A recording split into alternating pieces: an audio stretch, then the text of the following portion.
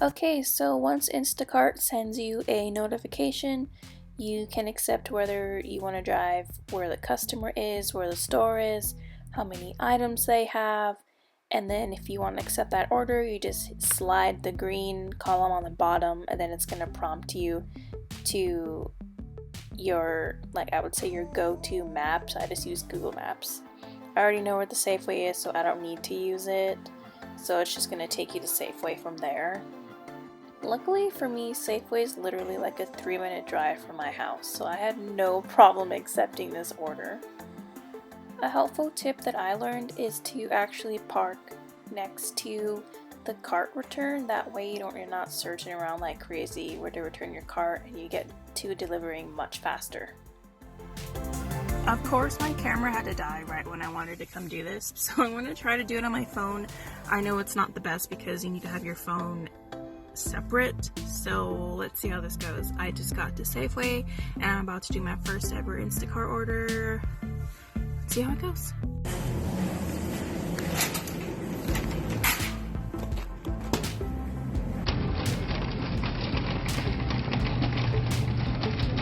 So I would say the most important part when starting this is to actually not hit the start shopping until you're actually in the store, you have your cart, and you're ready to grab your first item, because you're actually being timed on how quick you are. So you want to skim through your list before you walk in, see what's in the deli, what's in the dairy, what's the produce section, what's going to be in the dry, frozen, and so on. That way you can time it better. Since the produce is like right there on the left as you walk in, I started with the bananas. First off, I saw that they were organic and that they needed to be 2 pounds, so I just looked at the prices and matched the pounds on the app as it says the price on the label, and then it's going to ask you to weigh them, and the customer wanted 2 pounds, so you want to go ahead and weigh it and make sure it's as close to 2 as possible. If you're ever confused on how the weighing process works, it's fine. Instacart throws these little reminders to make sure that you don't go too much under or too much over what the customer wanted, because they will be paying what you go over for. So if you have any questions, there's an active chat you can ask about, oh no, how do I weigh this? The chat, they respond pretty quickly, so you're good on that.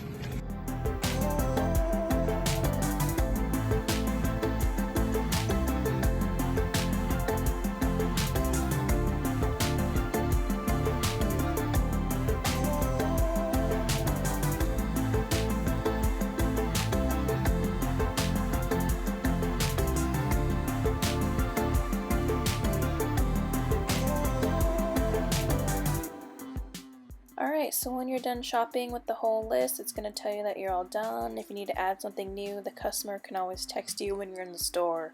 They'll ask you to pick up one more thing, so you just click add new item, and then that'll take care of it there. And then it'll just tell you to head to the front check lanes. So when you go to the checkout lane, you don't have to tell the register person that you're shopping for Instacart. You just have to enter the club card number if the customer listed it on the app. If not, you just swipe the Instacart card just like you would your own debit card, and then it's going to ask you to take a picture of the receipt, and that sends it to the customer. That way you don't have to keep the hard copy.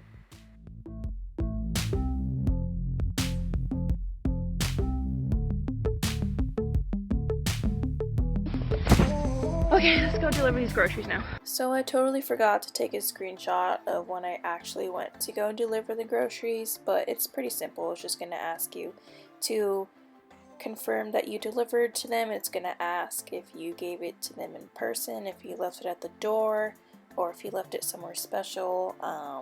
That's about it. Then it's going to ask you how your experience was. And if you didn't have a good experience, I'm pretty sure the chat will then message you and be like, hey, what happened? What can we do to make it better? I really like the chat. They're very supportive with any kind of situation you need help with. One last detail, I use Drive Safe and Save. It's like a really cool discount I have with my car insurance, which is State Farm. You basically get a good discount if you don't kill anyone, don't run anyone over, and don't be a reckless stupid driver. That's all you have to do to get a really cool discount. You just have to make sure your Bluetooth is on, your battery saver is off, and it tracks where you go and it grades how your trip was. As you can see with my trips, I only get like a lower rating for my phone use. I'm going to be using it for skipping music and like using maps if I need to. So when I started, it was about like 134, and then by the time I got done shopping and delivering, it was about 257. Now 20 minutes isn't bad for shopping for someone else's groceries, but I would just keep an eye out on your battery. This app is known for burning your battery, so I think I started at 80% and I ended at 72. Again, that's not bad for an Android, but I would definitely suggest bringing a charger with you, because you never know. Having your camera open and having all these apps running in the background is really bad for your battery, so I would just be prepared for that. The app Stride is also really good to use if you're going to be doing this. You could actually be using it with your regular day job now, but for a job that's specifically all about delivering and driving, this is great. You just hit start whenever you're driving. Also, same thing, Bluetooth on, battery saver off, and then it'll record where you go. That way when it comes time to do taxes, this is really great for that.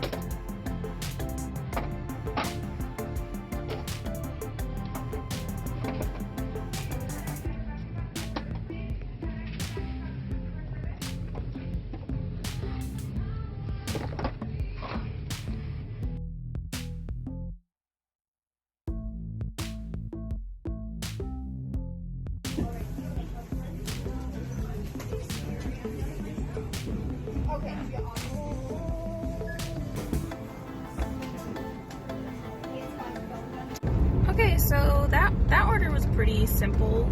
Took me forever to find those damn cranberries. Good God. Anyway, I'm gonna go deliver these. It's so cute. This is for a mom. She's ordering her groceries for her kid who's at the dorms, which I was like, holy cow, like, that's genius. You know, I wish I lived at home all college, but that's so sweet now that there's this technology where your parents can order your groceries for you and someone can deliver it for you.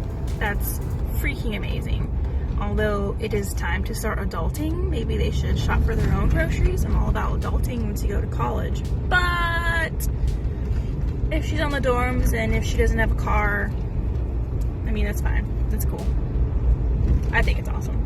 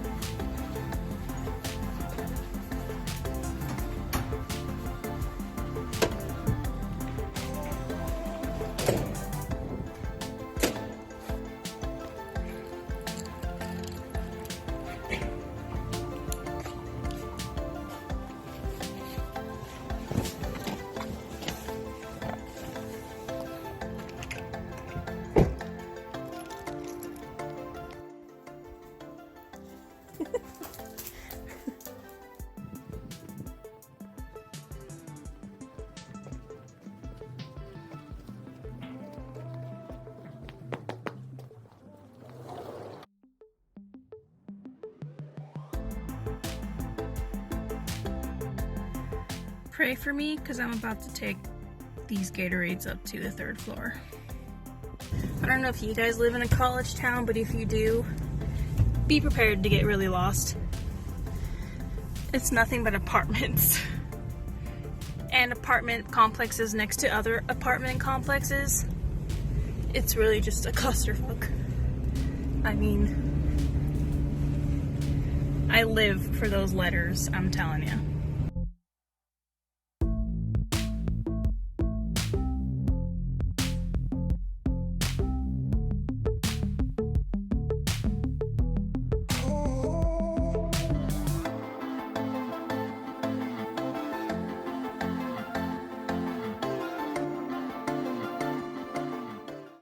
So I feel like I have learned a lot of tricks already and like hacks and tips, so to say, to avoid like more stress and just get the process going smoother.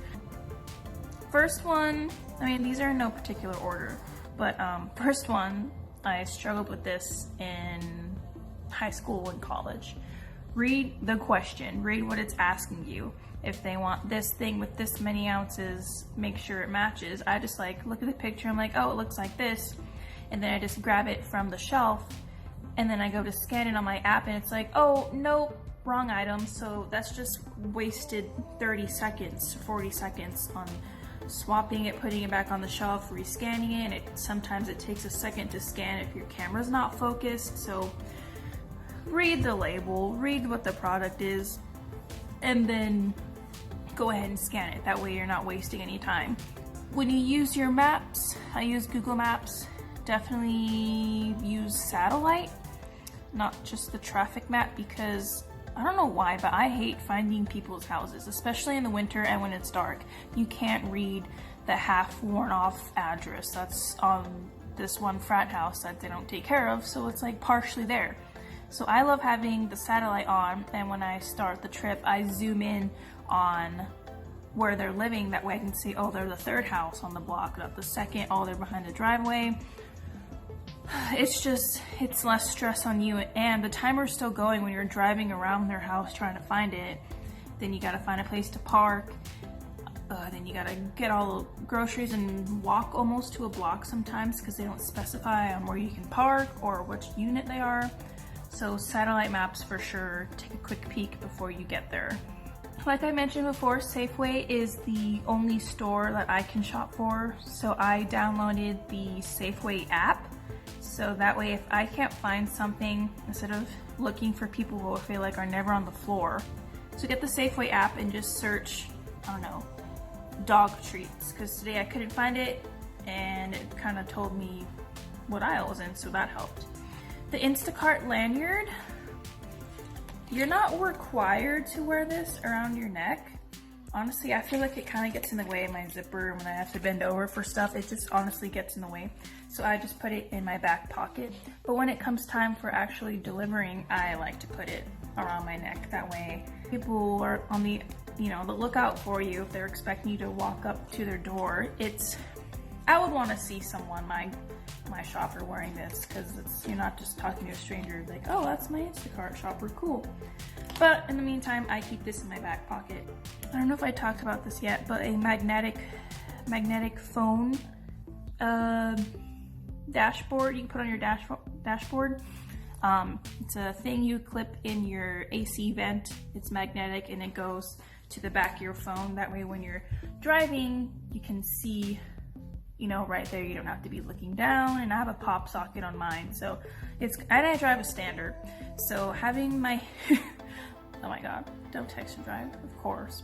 Having my left hand, with my phone and my pop socket, and driving with the wheel and shifting and trying to find this place, it can get pretty obnoxious. Right now, it's winter. I highly suggest getting the insulated bags with the zipper. I think they all come with zippers, but just to double check, the ones at Walmart are really good. They're less than $5 per bag, and they're thick. They expand pretty wide at the bottom. In between orders, this is a big one. I take about maybe 5 orders at a time, and I come home. I'm really close to Safeway, so I can pop home, make a coffee, eat get a snack, go to the bathroom, and most importantly, charge your phone when you're home. You're gonna get in this habit, besides your car charger, charge it at home, because it's only gonna be a matter of minutes till your next batch comes in. So I had a really good first 2 weeks with Instacart. It's fun, honestly, it's easy money. I find it relaxing rather than being at work, you know.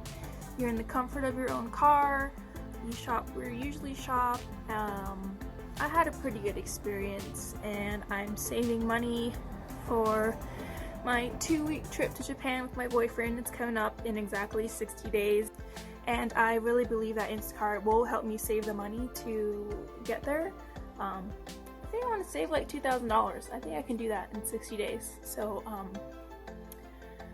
I'm kind of shaky because it's cold, but it's also sunny, so I'm like torn. But anyway, I hope you guys try Instacart. It'll fit with any schedule. You can choose hours or you can be on demand. It will definitely fit with any schedule you have. So, but if you guys have any questions you want to ask, feel free to comment down below. But that being said, I don't work till like 7 tonight, so I'm just going to be Instacarting all day. Thank you guys for watching. I hope you found this video to be helpful. I'll be posting more soon. Bye.